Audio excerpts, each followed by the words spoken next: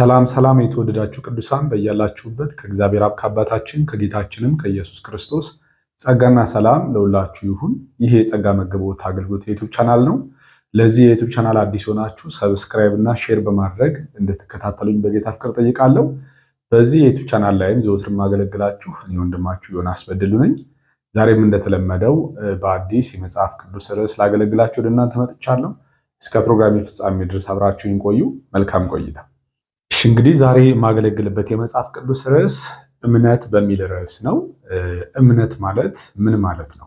እምነት ማለት ከእግዚአብሔር ቃል አንጻር ከስጦታው አንጻርና ከተስፋ አንጻር ስንመለከተው ሶስት ትርጉም ይኖረዋል። እምነት ማለት ከእግዚአብሔር ቃል አንጻር ከስጦታው አንጻርና ከተስፋ አንጻር። የመጀመሪያው ከእግዚአብሔር ቃል አንጻር ወይም ደግሞ ከእውነት አንጻር እምነት መታዘዝ ነው። ከስጦታ አንጻር ደግሞ መቀበል ነው። ከተስፋ አንጻር ደግሞ በተስፋችን ላይ ያለን እርግጠኝነት ነውና እምነትን ስንጠቀልለው በእነዚህ ሶስት መንገድ ስናብራራው ሶስት አይነት ትርጉም ይኖረዋል ማለት ነው። ከወንጌል ወይም ደግሞ ከእውነት አንጻር ወይም ከእግዚአብሔር ቃል አንጻር መታዘዝ ነው። ከስጦታው አንጻር ደግሞ መቀበል ነው ወይም ደግሞ መቀበያ መንገድ ነው። ከተሰጠን ተስፋ አንጻር ደግሞ በተስፋችን ላይ ያለን እርግጠኝነት ነው። ስለዚህ አሁን የማብራራው የተወሰነ ጥቅሶችን እያነሳው የማብራራው መታዘዝ የሚለውን ነው። መታዘዝ ስንል ምን ማለታችን ነው? እንግዲህ በዕብራውያን መጽሐፍ ምዕራፍ 11 ከቁጥር 1 ጀምሮ ያለውን ሐሳብ መነሻ አድርጌ ሐሳቤን ለማብራራት እሞክራለሁ። እምነት ተስፋ ስለምናደርገው ነገር የሚያስረግጥ የማናየውንም ነገር የሚያስረዳ ነው። ለሽማግሌዎች የተመሰከረላቸው በዚህ ነውና ዓለሞች በእግዚአብሔር ቃል እንደተዘጋጁ፣ ስለዚህም የሚታየው ነገር ከሚታዩት እንዳልሆነ በእምነት እናስተውላለን። አቤልም ከቃየል ይልቅ የሚበልጥን መስዋዕት ለእግዚአብሔር በእምነት አቀረበ። በዚህም እግዚአብሔር ስለ ስጦታው ሲመሰክር እርሱ ጻድቅ እንደሆነ ተመሰከረለት። ሞቶም ሳለ በመስዋዕቱ እስካሁን ድረስ ይናገራል ይላል እና እንግዲህ እንደምናውቀው ይህ የዕብራውያን መጽሐፍ ምዕራፍ 11 ክፍል የሚያወራው በዝርዝር ስለ እምነት አባቶች ነው። ከዘፍጥረት ጀምሮ ስለነበሩት የእምነት አባቶች ነው የሚያወራው እና እያንዳንዱ እንዴት ለእግዚአብሔር ቃል እንደታዘዙና በመታዘዛቸው ምክንያት ደግሞ የእምነት አባቶች አድርጎ መጽሐፉ እንዳስቀመጣቸው እንመለከታለን። እንደምንመለከተው የሚጀምረው ከአቤል ነው። እንግዲህ ሰው የሚጀምረው ዘፍጥረት ላይ ከአዳም ነው። አቤልና ቃየል እንደምናውቃቸው የአዳም ልጆች ናቸው። ነገር ግን ይሄ የዕብራውያን ጸሐፊ ስለ እምነት አባቶች ሲያወራ ከአቤል ይጀምራል፣ አዳምን ዘሎ ማለት ነው። ምክንያቱም አዳም ከእግዚአብሔር ዘንድ ለመጣለት ቃል ከእግዚአብሔር ዘንድ ለተሰጠው ትእዛዝ ትክክለኛ ምላሽ ያልመለሰ ወይም ደግሞ ያልታዘዘ ስለሆነ የመታዘዝ ምሳሌ ሊሆነን አይችልም። ስለዚህ ስለ እምነት አባት ሲያወራ ከአቤል ይጀምርልናል ማለት ነው። ቅድም እንዳልኳችሁ እምነት ማለት ከእግዚአብሔር ቃል አንጻር መታዘዝ ነው ብያችኋለሁ አይደለ? እግዚአብሔር አምላክ በተለያየ ዘመን በተለያየ ቦታ ላይ ቃሉን ወደ ሰው ልጆች ሲልክ እንመለከታለን። እግዚአብሔር በብሉይ ኪዳን የነበሩትን አባቶች ወይም ደግሞ ከዚህ በፊት የነበሩ ሰዎችን በሙሉ እምነታቸውን የሚመዝነው ወይም እምነታቸውን የሚለካው ወደ እነርሱ በሚልከው ቃል መሰረት ላይ ነው። ቃሉን ይልክላቸዋል። ለቃሉ ትክክለኛ ምላሽ የሚሰጡ ለቃሉ የሚታዘዙ ሰዎችን የዕብራውያን ጸሐፊ የእምነት አባቶች አድርጎ ያስቀመጠልናል። ልክ እንደዚህ አዳም በዚህ ስፍራ ላይ ስሙ ያልሰፈረበት ምክንያቱ ምንድነው? በዘፍጥረት መጽሐፍ ልክ እንደ ማንኛውም አባቶች እሱም አባት ነውና ከእግዚአብሔር ዘንድ ቃል ተልኮለታል፣ መልእክትን ተልኮለታል።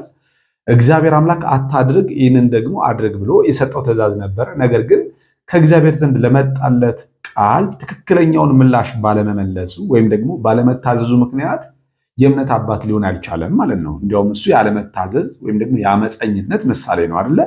እንግዲህ አንዳንዶች ለእውነት ካልታዘዙ ለወንጌል ካልታዘዙ አዳማዊ ባህሪ እንለዋለን ወይም ደግሞ የአሮጌው ሰው ባህሪ። ስለዚህ አለመታዘዝ የአሮጌው ሰው ባህሪ ስለሆነ ስለዚህ አዳም የመታዘዝ ምሳሌ አይሆንም። ነገር ግን ከአቤል የሚጀምረው ምክንያቱ ምንድነው? አቤል ግን ታዛዥ ስለሆነ በመስዋዕቱም ደግሞ እስካሁን ተመስክሮለት እንመለከታለን ማለት ነው። ይቀጥልና ደግሞ ኖህን ያነሳል። ኖህም ከእግዚአብሔር ዘንድ ለመጣለት ለጊዜው ቃል ከእግዚአብሔር ዘንድ ለተላከው ቃል ምንም ሳይጠራጠር ትክክለኛ ምላሽን ሲመልስ ወይም ደግሞ ሲታዘዝ እንመለከታለን። ምንድነው ከእግዚአብሔር ዘንድ የመጣለት ቃል? መርከብን እንዲሰራ ትእዛዝ ተሰጥቶት ነበረ። ነገር ግን ኖህ ምንም እንኳን ለ120 ዓመት ምንም ዝናብ ባይኖር ደመናም ባይመለከት፣ እንደውም ከዛ በፊት ዝናብ ዘንቦ እንደነበር መጽሐፍ ቅዱሳችን አይናገርም እና ደመና በሌለበት ዝናብ በሌለበት ለ120 ዓመት ከእግዚአብሔር ዘንድ የመጣውን ቃል አምኖ ለዛ ቃል ታምኖ መርከብን በእምነት ሲያዘጋጅ እንደነበር መጽሐፍ ቅዱሳችን ይናገራል።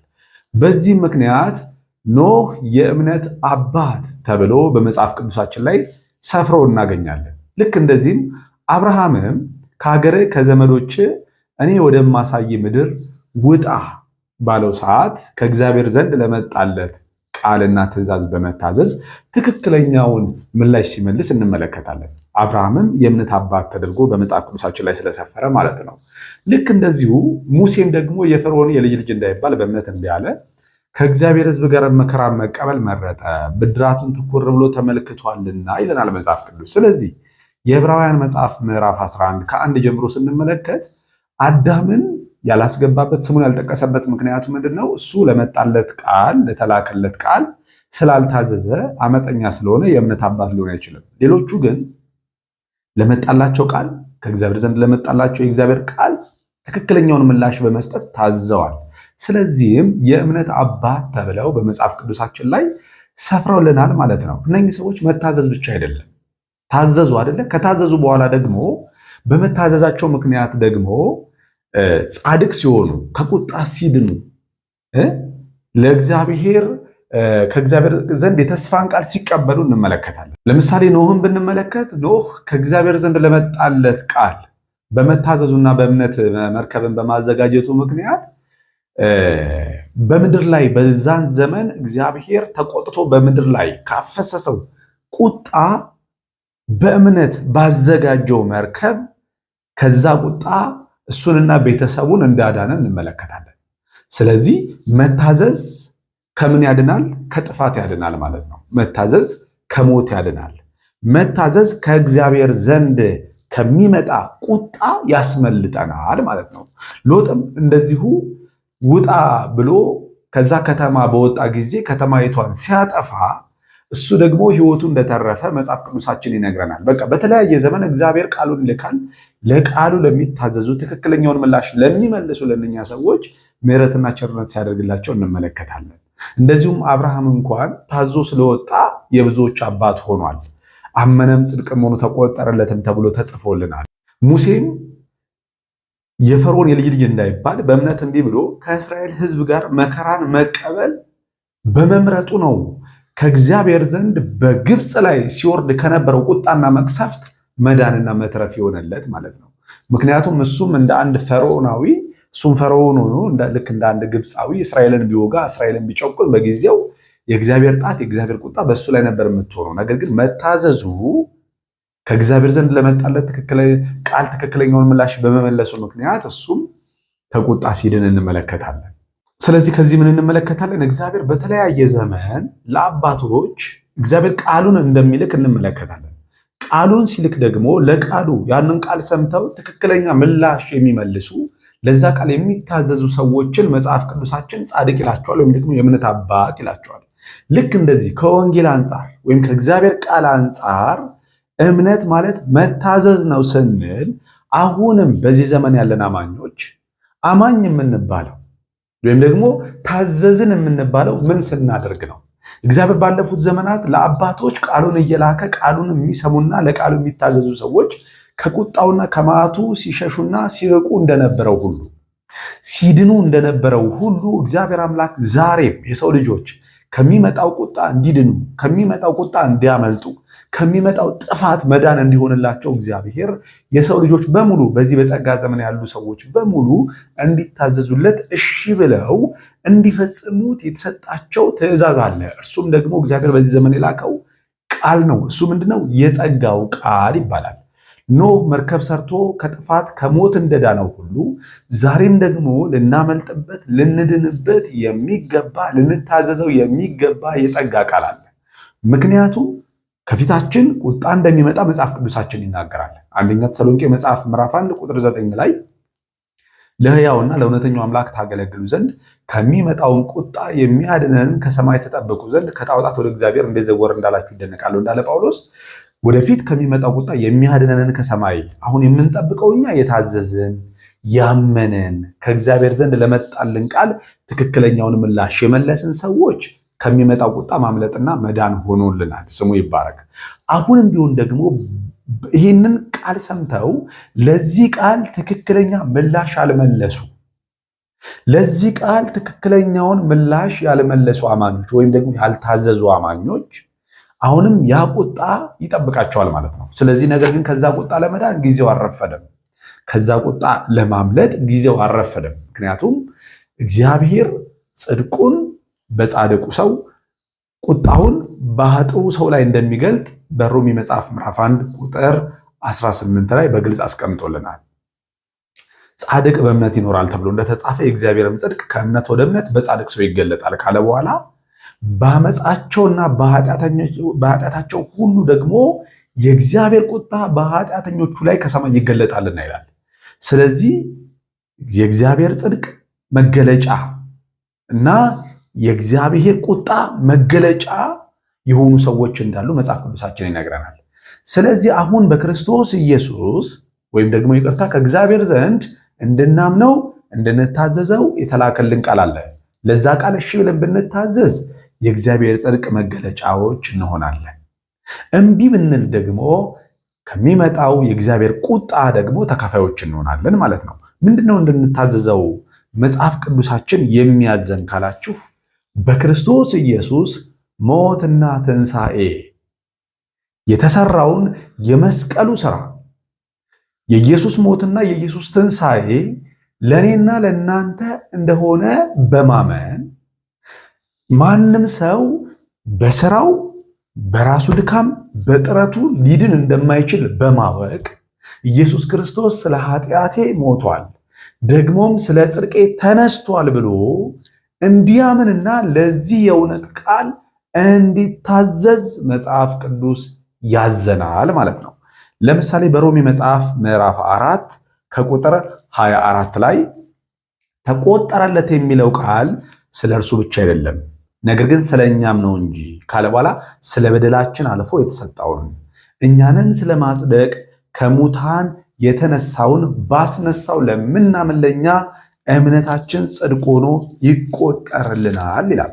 ስለዚህ አንድ ሰው በዚህ ዘመን መዳን የሚፈልግ ከሆነ መጽደቅ የሚፈልግ ከሆነ ኢየሱስ ክርስቶስ ስለ ኃጢአቴ ሞቷል ደግሞም ስለ ጽድቄ ተነስቷል ብሎ በስራው እንደማይጸድቅ በማመን በክርስቶስ ጽድቅ ለመዳን ማመን ይጠበቅበታል ማለት ነው።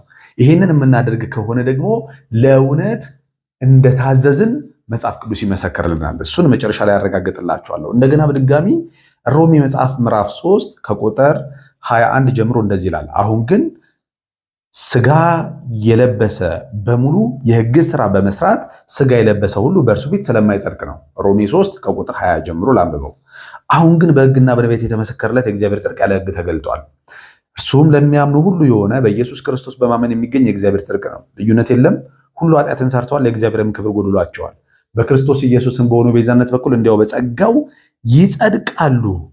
እርሱንም እግዚአብሔር በእምነት የሚገኝ በደሙ የሆነ ማስተሰሪያ አድርጎ አቆመው ይላል። ስለዚህ አሁን ከቁጣ ለማምለጥ ከቁጣ ለመዳን ኖህ ታዞ መርከብ ሰርቶ ከቁጣ እንደዳነውና እንዳመለጠ ሁሉ አሁንም ደግሞ ታዘን በክርስቶስ ሞትና ትንሣኤ በማመን እንድንድን ከቁጣው እንድናመልጥ መጽሐፍ ቅዱስ ያዘናል ማለት ነው። እንደገና አንደኛ ቆሮንቶስ መጽሐፍ ምዕራፍ 15 ከቁጥር 1 ላይ እንደዚህ ይላል። ወንድሞቹ የሰበኩላችሁን በእርሱም ደግሞ የተቀበላችሁትን በእርሱም ደግሞ የቆማችሁበትን በእርሱም ደግሞ የምትድኑበትን ወንጌል አሳስባችኋለሁ። በከንቱ ካላመናችሁ በቀር ብታስቡት በምን ቃል እንደሰበኩላችሁ አሳስባችኋለሁ። እኔ ደግሞ የተቀበልኩትን ከሁሉ በፊት አሳልፌ ሰጠኋችሁ። እንዲህ ብዬ መጽሐፍ እንደሚል ክርስቶስ ስለ ኃጢአታችን ሞተ፣ ተቀበረ፣ መጽሐፍም እንደሚል በሦስተኛው ቀን ተነሳ። ይሄ የተቀበልኩት የሰበኩላችሁ የቆማችሁበት በእርሱም ደግሞ የምትድኑበትን ወንጌል አሳስባችኋለሁ። የምትድኑበትን ሲል ከምን ከሚመጣው ከእግዚአብሔር ቁጣ የምትድኑበትን የምታመልጡበትን እነግራችኋለሁ። ይሄ አሁን ለሰዎች ሁሉ መዳኛ ተደርጎ የሚሰበከው ከእግዚአብሔር ዘንድ የመጣው ትእዛዝ ነው ማለት ነው። እግዚአብሔር ሁልጊዜ ሰዎችን ቃሉን የሚልክላቸው ቃሉን ሰምተው እንዲታዘዙና ከቁጣ እንዲያመልጡ እንዲድኑ ስለሆነ አሁንም ደግሞ እንድንድን መዳን ዋናው ነገራችን ነው እና ስለዚህ ለመዳን ምን ያስፈልጋል ካላችሁኝ ለእግዚአብሔር ቃል መታዘዝ። የእግዚአብሔር ቃል ምን ይለናል ካላችሁኝ አሁን እንደማነበው በኢየሱስ ሞትና ትንሣኤ በማመን የዘላለም ሕይወት እንደሚገኝ መዳን እንደሚገኝ ይናገራል። በተጨማሪ ሮሜ 6 ቁጥር 23 ላይ የኃጢአት ደሞዝ ሞት ነውና የእግዚአብሔር የጸጋ ስጦታ ግን በክርስቶስ ኢየሱስ የዘላለም ሕይወት ነው። የኃጢአት ደሞዝ ሞት ነው፣ ሁሉም ደግሞ ኃጢአተኛ ነው ብሎ አልቀደም። ሮሜ 3:21 ላይ ሁሉ ኃጢአትን ሰርተዋል፣ የእግዚአብሔርን ክብር ጎድሏቸዋል። ስለዚህ የኃጢአት ደሞዝ ደግሞ ሞት ነው። ስለዚህ በኃጢአት ምክንያት እንዳልሞት አሁን ግን በሕግና በነቢያት የተመሰከረለት የእግዚአብሔር ጽድቅ ያለ ሕግ ተገለጠ። እሱም ደግሞ ለሚያምኑ ሁሉ የሆነ በኢየሱስ ክርስቶስ በማመን የሚገኝ የእግዚአብሔር ጽድቅ ነው፣ ልዩነት የለም ብሎ ይነግረናል ማለት ነው። ልክ እንደዚህ ይሄንን በማመን ከሚመጣው ቁጣ እንድንድን ከሚመጣው ቁጣ እንድናመልጥ መጽሐፍ ቅዱስ ያዘናል ማለት ነው። ስለዚህ መታዘዝ ማለት ለዚህ ወንጌል ነው። የገላትያ አማኞችን ጳውሎስ ምንድን ነው የሚላቸው? እናንተ የገላትያ ሰዎች ሆይ፣ የማታስተውሉ የገላትያ ሰዎች ሆይ ኢየሱስ ክርስቶስ እንደተሰቀለ ሆኖ በፊታችሁ ተስሎ ነበር። ኢየሱስ ክርስቶስ እንደተሰቀለ ሆኖ በፊታችሁ ተስሎ ነበር። ለእውነት እንዳትታዘዙ አዚም ያደረገባችሁ ማን ነው? ለእውነት እንዳትታዘዙ። ይሄ እውነት የሚለው የክርስቶስን የመስቀሉን ስራ ነው። ስለዚህ አሁን መታዘዝ ማለት ኢየሱስ ክርስቶስ በመስቀል ላይ በሰራው ስራ በፈጸመው ነገር እድናለሁ ብሎ አሜን፣ እኔ ኃጢአተኛ ነኝ፣ በደለኛ ነኝ፣ ኢየሱስ ክርስቶስ ደግሞ ስለኔ ኃጢአት ሞቷልና በኢየሱስ ክርስቶስ በማመን እጸድቃለሁ ብሎ ራሱን ለዚህ እውነት የሚያስገዛ ሰው ለእውነት እንደታዘዘ መጽሐፍ ቅዱስ ይመሰክርለታል ማለት ነው። ካልተቀበለው ይህንን እውነት ከገፋው ግን ለእውነት አልታዘዘም ማለት ነው ያ ሰው። ስለዚህ ከሚመጣው የእግዚአብሔር ቁጣ ተካፋይ ይሆናል እንጂ ከሚገለጠው የእግዚአብሔር ጽድቅ ተካፋይ አይሆንም፣ ወይም ደግሞ ጽድቁ ሊገለጥበት አይችልም። በኃጢአተኛ ሰው የእግዚአብሔር ቁጣ እንጂ የሚገለጠው የእግዚአብሔር ጽድቅ አይገለጥም። ስለዚህ አሁን ደግሞ ሰዎች ኃጢአተኛ ነን፣ እውነት ነው፣ ሁላችንም በድለናል። ስለዚህ ጻድቅ ለመሆን ምን ያስፈልጋል? ቅዱስ ለመሆን ምን ያስፈልጋል? ለመዳን ምን ያስፈልጋል ካላችሁኝ ማመን ብቻ።